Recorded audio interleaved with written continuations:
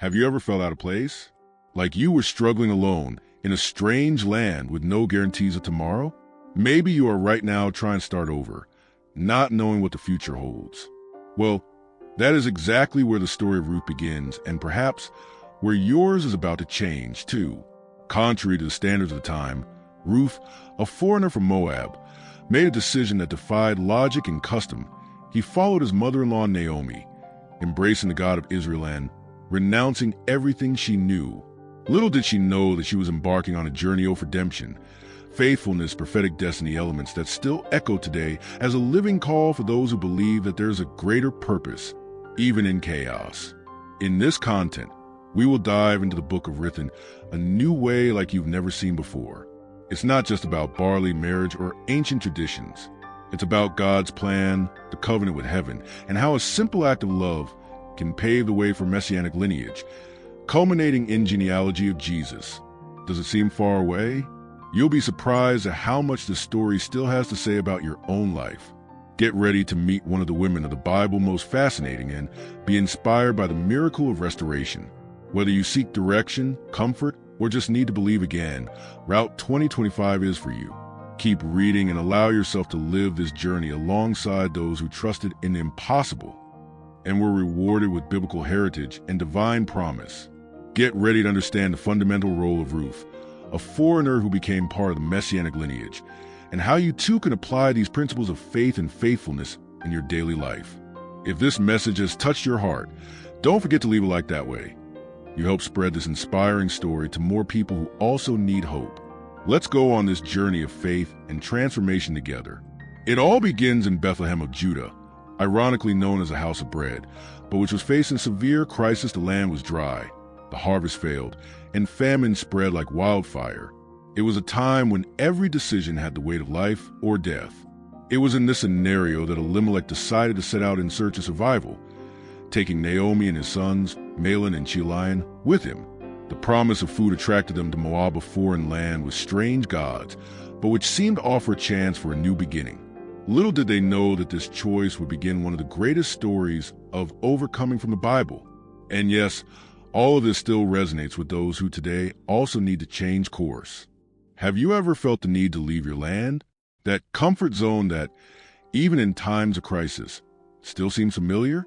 That's what Naomi experienced leaving her home, her culture, her people. And let's be honest, it's not easy to abandon everything you know. Moab wasn't just a new place on the map. It was a symbol of rupture, a leap into the dark. However, sometimes it's precisely this forced exile that prepares us to live the miracle of restoration. God was writing something they couldn't yet see. And this is a reminder to us, even when it seems like everything has gone wrong, the author of the story is still in control. The interesting thing is that Bethlehem, even in the midst of famine, continued to be part of the God's plan. The trip to Moab was not a sign of divine abandonment, but part of the larger plot involving Ruth on the Bible, still an unknown character at this point. Sometimes God's silence in times of scarcity seems unfair, but he works behind the scenes. While Elimelech was making practical decisions, heaven was already making eternal connections. In fact, how many times do we seek immediate solutions and fail to realize that we are, in fact, being led to something greater? What seemed like a tragedy was, in fact, the beginning of a covenant with God that would span generations. It is no exaggeration to say that the story of Ruth begins with pain, with hunger, with a forced journey. But don't be fooled, the greatest acts of divine providence are almost always born in the deserts of life. Elimelech, Naomi, and their children didn't know it. But that journey to Moab will be the road where grace would meet the unexpected. And lo and behold, even in a pagan land, God was planting seeds that would germinate prophetically. If you have ever faced a time of drought, displacement, difficult decisions, breathe. Sometimes the harvest begins in unlikely lands. And that's exactly what happened. What seemed like a new beginning in Moab soon became a series of devastating losses. First, Elimelech, the head of the family, died, and with him, part of Naomi's security, livelihood, and hope. Just imagine a foreigner in a distant land, now a widow. She tries to get back on her feet by watching her sons, Mahlon and Chilion, marry Moabite women Orpah and Ruth. It was a legitimate attempt to rebuild, even far from home. But then the unexpected knocks on the door once again, and this already fragile home suffers another blow. Her 2 sons also die. 3 women, 3 widows, 3 shattered stories under the same roof. In the culture of the time, being a woman without a husband or children was almost like being invisible. The situation of Naomi, Orpah, and Ruth was critical. There was no inheritance, no protection, and no prospects. Here, what is most impressive is how, even in the midst of pain, Ruth's faithfulness was beginning to stand out. There was no obligation. There were no promises, just choices. It is in this moment of mourning that hearts are revealed. And if there's one thing that story of Ruth teaches us, is that the darkest moments often reveal the greatest miracles to come. The Bible doesn't hide pain, it shows it. Tragedy is not sugar-coated, but presented with brutal honesty. This serves a purpose to show faith redemption does not come from an ideal world, but from a broken reality. Naomi, once full, now finds herself empty. Ruth, the Moabite, could very well return to her land, rebuild her life, follow the standards of the time, but something in her was already being transformed. Even on strange soil, the God of Israel began to attract the heart of a woman who, in human eyes, would not be part of any promise. And that is where the beauty of the divine plan lies. He uses those least expected. Maybe you are going through a similar phase, losses in sequence, dreams interrupted, and that feeling that nothing makes sense. Well, know that it is in these valleys that our identity is often defined. Naomi, Orpah, and Ruth did not know what would come next. They only knew that they had to keep breathing. And it is at this moment that story of overcoming begins to take shape. When all seems lost, God is merely setting the stage for something much greater. If you feel that God has forgotten you in a strange land, take a deep breath. The chapter off blessing upon Naomi is yet to come. After a decade away from home and with a heavy heart from her losses, Naomi hears a whisper of hope coming from her homeland. Bethlehem of Judah, the same land of famine, was now being visited by God himself with bread and provision. It wasn't just a matter of food, it was a clear sign that the Lord still cared for his people. And it is in this small glimmer of hope that Naomi decides to return. Tough decision? Undoubtedly. But sometimes all we have is a spark of faith, and with it, we take the first step back to purpose. The same can happen to us when we hear about divine providence acting where we thought all was lost. The road back home is not always a straight line. It is a road of memories, regrets, and doubts. Naomi sets off for Bethlehem, and her 2 daughters-in-law, Orpah and Ruth, go with her. Imagine the scene: 3 women, alone on the dusty road, each carrying more pain than baggage. Naomi, perhaps tired of so much loss, begins to think about their future. She insists that they return so that they can have another chance in Moab, where they still have family and perhaps even marriage. It seems altruistic, but it is also the burden of someone who feels they have nothing left to offer. This moment of separation reveals something powerful: the choice between the easy path and the path of faith. Orpah represents a return to what is known, to what is safe. Ruth, on the other hand, begins to shine as a symbol of loyalty and courage. She sees in Naomi more than a mother-in-law. She's a reflection of God of Israel, the one who, even in silence, is present. How many times, when trying to protect others, do we think we are being rational, when in fact we are preventing them from seeing the glory of God in our lives? Naomi was about to discover that, even in pain, she still carried an inheritance.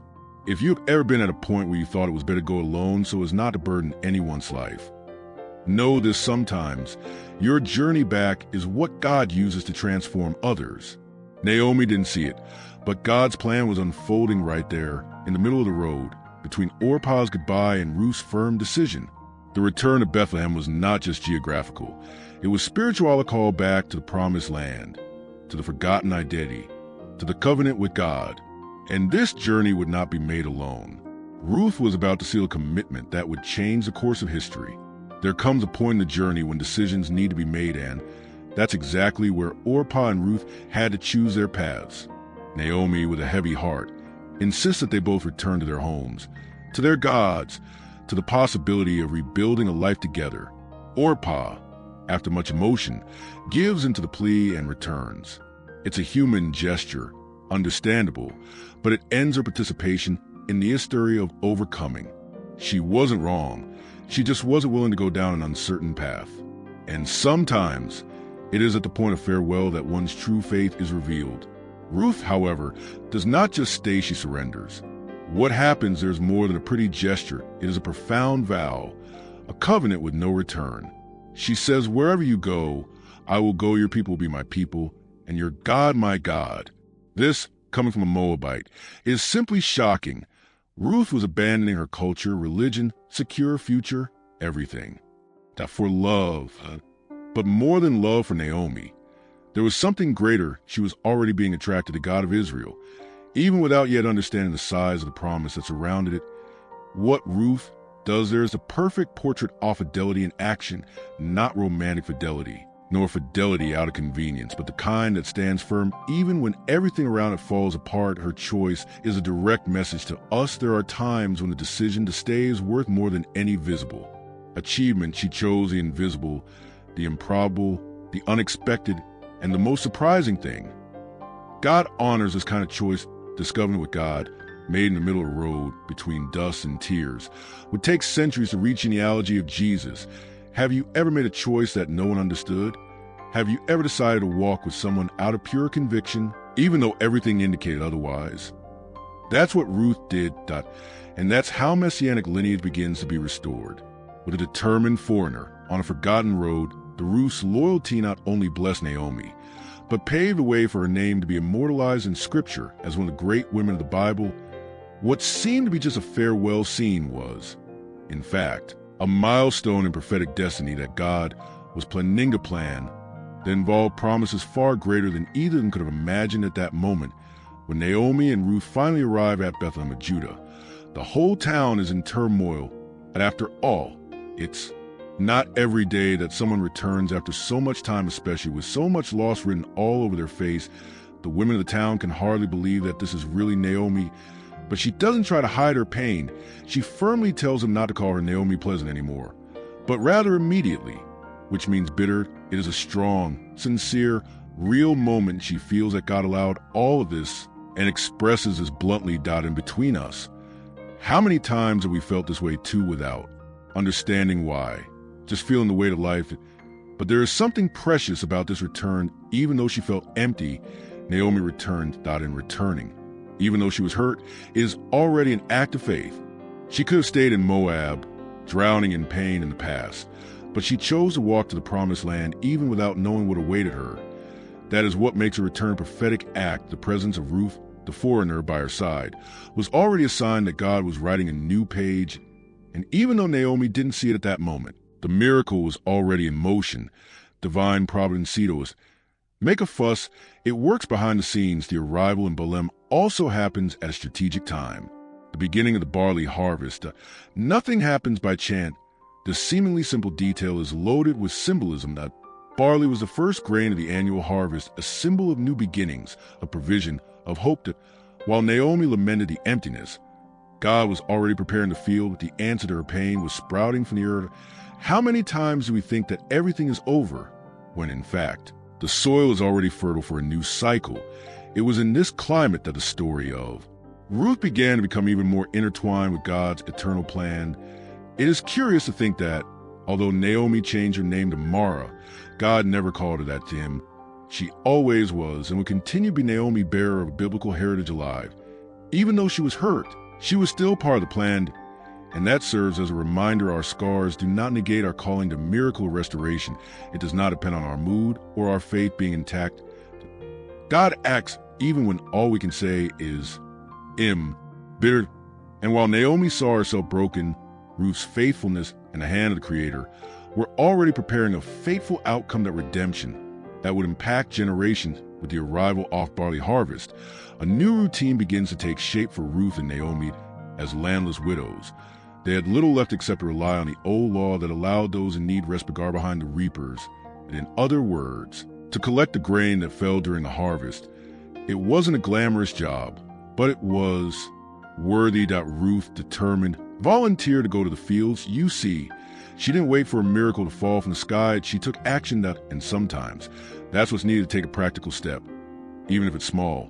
With faith that something good will happen, that Ruth springs into action, and that's when the divine providence begins to shine, that without knowing it, she ends up right in the field of Boaz, a distant relative of Elimelech, Naomi's late husband. A coincidence? Not at all. That God works not by luck, but by purpose. The choice of that field was a turning point, silent but decisive, as Ruth gleaned grain by grain. She also gathered the first signs of God's plan much larger.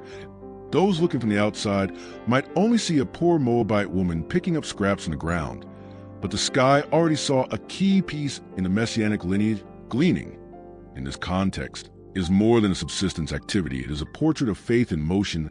Each ear of grain harvested was a silent declaration: I still believe that God will provide, and this active faith attracts blessing. There is something powerful about working with your hands while waiting with your heart. That Ruth did not grumble. She did not play the victim she served. And there is a practical lesson in this one to see God's hand move. Start with what you have. Sometimes it is by gleaning little ears of life that you end up reaping that inheritance, redemption, and blessed future. It is touching to realize that while Ruth was working in the fields, Naomi was resting not because she was lazy, but because she lacked strength. And here's another gem. Sometimes God sends someone to be your hands and feet while you're still recovering. Ruth's loyalty was more than companionship. It was part of a miracle of restoration happening in silence. And amidst the dust, the fatigue, and the harvested ears of corn, God was already connecting hearts, families, and destinies that all started with a simple step: leaving home and going Respigard. Small gestures, big beginnings. Boaz enters the scene as if he didn't want anything, but he changes everything when he arrives at the field. His eyes are drawn to a different figure among the gleaners, a determined young woman, humble, but with a dignity that stood out. He asks his servants, "Who is this young woman?" The answer could not be more significant. She is the Moabite who returned with Naomi. That alone reveals a lot. Even though it is foreign Ruth, she had already gained respect for her stance. Boaz, without knowing it, was about to connect with a woman who would transform his life. And genealogy of Jesus, driven by curiosity and, perhaps, by something that he cannot even name yet, Boaz approaches Ruth, and what does he do? He demonstrates kindness, not the condescending one, but the one who sees value where others only see need. He offers protection, water, food, and even instructs his harvesters to leave ears of corn on purpose, so that she can harvest them more easily. This is favor. It is care. It is divine providence disguised as kindness. Boaz sees Ruth not as a social burden, but as someone who carries something special. And when someone starts treating you with that look, you can know God is at work. Boaz's gesture goes far beyond momentary generosity. He is breaking cultural and social barriers. After all, at that time, a widowed Moabite woman was not exactly a candidate for sympathy. But Boaz sees something more: the strength, the faithfulness, the courage of someone who has chosen God of Israel even without guarantees. He values not only what Ruth has done, but who she's becoming. And that is pure gold. Sometimes all someone needs is for someone else to validate their journey, and Boaz does this with elegance, showing faith's redemption was already starting there. In the field, this moment between Boaz and Ruth is like a seed that was planted without fanfare, but that would soon bear eternal fruit. No promises, no explicit romance, no power plays, just respect, honor, and kindness. And it is interesting to note how God, once again, does not use grand events, but simple encounters to fulfill his purposed redemption plan. Boaz's presence is proof that even when everything seems unlikely, he raises the right people at the right time. Little did Ruth know, but that man who treated her with affection would be the key to fulfilling a prophetic destiny. When Ruth returns home after a day of gleaning, she carries much more than barley in her arms. She brings news, and since all good news deserves to be shared, she tells the story of Naomi, everything that happened on the field, including the name of the man who helped her Boaz at that moment. Naomi's eyes lit up. He wasn't just a generous farmer. He was a kinsman redeemer. This changes everything. God was aligning the pieces with divine precision. The story of pain began to take on the contours of hope, that the bitter widow now had a reason to dream again in Israeli culture. The kinsman redeemer. He was someone who could restore the name and possessions of the family that lost everything he could by the land, secure descendants, and continue the lineage. In other words, Boaz was more than a good manha, was legally a bridge to the miracle of restoration. And the most impressive thing, Neither Ruth nor Naomi had made a plan. They just kept on living with faith and faithfulness. And God himself opened the way. That's why we should never underestimate the details of everyday life often. It is in them that the divine promise hides, and Naomi's reaction is moving. The woman who had previously said she was bitter now recognizes the hand of God at work again. She blesses Boaz with words full of gratitude, acknowledging that the Lord has not yet abandoned his goodness. Her tone changes. Her heart warms. You know that moment when everything seems to suddenly fall into place. That's what happened here. And it all started with a simple conversation between two women. That blessing upon Naomi began to flourish in the faithfulness of Ruth, a foreigner who became a channel off covenant with God. This is where we understand that God of Israel does not only work in great miracles, but also in encounters, words spoken at the right time, unexpected connections. Boaz, without knowing it, was entering the path of apophetic destiny. Ruth, without understanding, was already walking towards a messianic lineage. And Naomi, she began to witness that mourning was not the end of the line, that from this revelation, a new plan began to form with faith, strategy, and hope. And it is precisely this that leads us to the next chapter of this story of overcoming, fidelity, and redemption. After realizing that Boaz was a kinsman redeemer, Naomi puts aside her mourning for a moment and returns to her role as mentor. She devises a plan simple, but full of meaning. She instructs Ruth to bathe, put on perfume, and put on her best clothes. And it's not just vanity, you see. This was a symbolic gesture, transition from mourning to hope, from widow to woman with a future. That Ruth would go Tosno, where the grain was threshed, and would present himself to Boaz discreetly. That it was a bold move, but also deeply respectful of the customs of the time. Naomi was not pushing Ruth into a forced marriage, but showing that there was an open door and that she could, with dignity, ask for her rescue. It was something culturally accepted. A childless widow could be redeemed by a close relative, ensuring her protection and continuity of the family. That biblical heritage. This gesture wasn't about romance or manipulation. It was about redemption. That once again, we see how God works through the wisdom of ordinary people. Naomi, even in her pain, had the discernment to guide Ruth toward what God was already preparing. And here we have a powerful practical lesson. Sometimes the next step of faith requires preparation. That Ruth didn't just take it any old way. She took care of herself, prepared herself, and positioned herself. Faith isn't just waiting, it's acting with wisdom and confidence. And look how beautiful it is. All of this doesn't come from ambition, but from a heart aligned with the Lord. God's plan. When you understand that you are participating in something greater, even the simplest gestures take on eternal weight. Ruth would go to the threshing floor not only as a widow, but as someone ready to occupy a place that heaven had already reserved. Naomi's plan shows how much God values strategies aligned with principles. Nothing that was rushed. Everything was done with time, respect, and sensitivity. Ruth did not set out to seek love out of need. She followed a path of loyalty and trust. That ultimately, it was a request to be integrated into the family of faith, into the covenant with God, to the history of descendants of David. And this makes us wonder how we listen to the advice of Naomi in our lives. Many times, God uses experienced people around us to direct us to accomplish a divine promise at night, in the silence of the threshing floor. Ruth puts Naomi's plan into practice with impressive courage. She approaches Boaz while he sleeps and makes a simple but meaningful request at Hareskew, taking her as his wife to ensures protection and continuation of Elimelech's family. It is a gesture full of faith and respect, a demonstration of trust in Boaz's justice and goodness. This scene reveals how Ruth's loyalty and your courage are fundamental to the achievement of the God's plan. To Boaz, waking up to this unexpected request, shows himself honorable and willing to act. He recognizes the responsibility of being Thekensman Redeemer, but also reveals that there's another, closer relative with the right to the ransom. This detail could be a hindrance, but Boaz acts with transparency and justice, showing that the covenant with God implies honor, justice, and respect for the laws in force. His care reflects a depth of character that makes it possible for the story of redemption. The next day, Boaz takes the matter to the town elders, seeking to resolve the matter according to tradition. The other relative, upon learning of the implications, decides to waive the right of redemption. This allows Boaz to, in effect, assume the role of redeemer, purchasing Elimelech's land and ensuring a secure future for Ruth and Naomi. This act is not just a negotiation, but a confirmation of the miracle of restoration that God worked. It is proof that faithfulness and justice go hand in hand in the divine plan. Thus, Boaz rescues Elimelech's family, but also rescues Ruth herself, who becomes his wife. Marriage seals a commitment that goes far beyond a simple social bond. It represents a union of peoples, the integration of a foreign rule in the history of God's people, and the beginning of messianic lineage.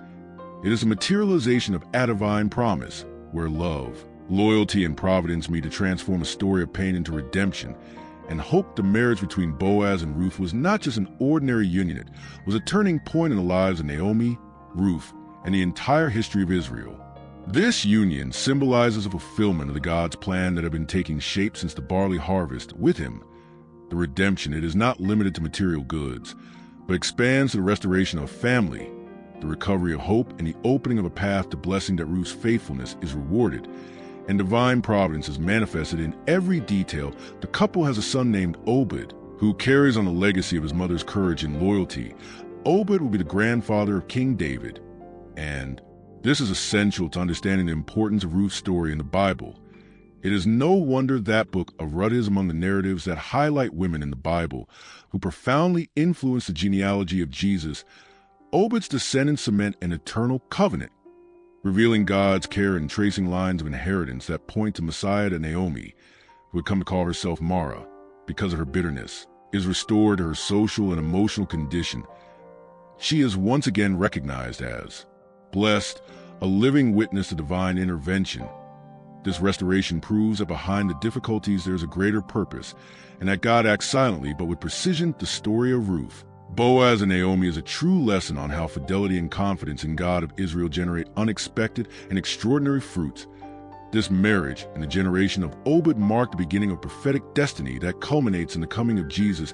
That biblical heritage is not limited to riches or lands, but encompasses a spiritual and messianic legacy that spans generations. At Ruth, the Moabite who arrived as a foreigner, is incorporated into the messianic lineage, demonstrating that God's love and covenant transcend cultural and ethnic barriers. This story reaffirms that when we trust in God, He transforms ordinary stories into narratives of redemption and hope. That the story of Ruth is, above all, a vibrant portrait of divine providence who acts even when all seems lost.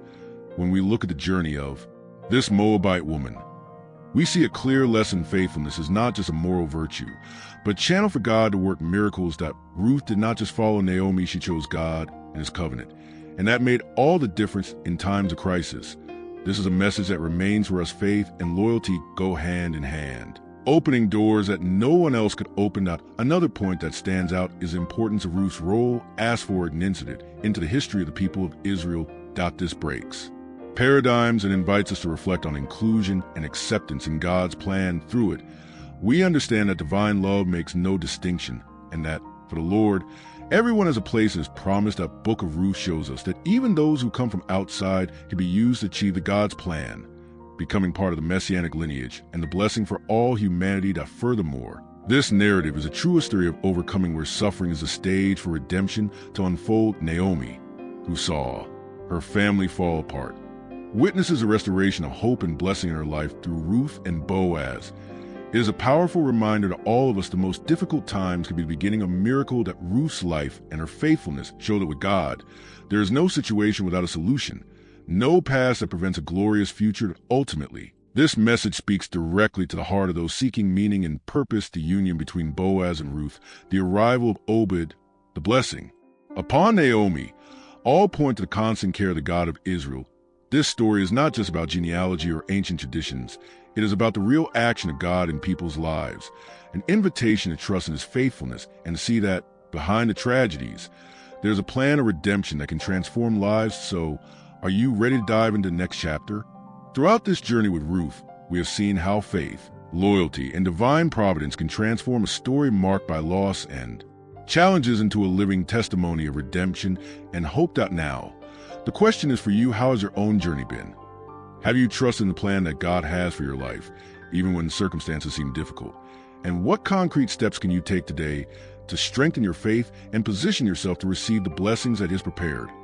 How about starting to apply Ruth's faithfulness in your daily life? Taking care of your relationships, remaining firm in the face of adversity, and always seeking a covenant with God. The miracle of restoration is within reach of those who do not give up. If this story touched your heart and you want to continue receiving content that inspires personal and spiritual transformation, subscribe to the channel and turn on notifications. That way, you won't miss any messages that can change your life.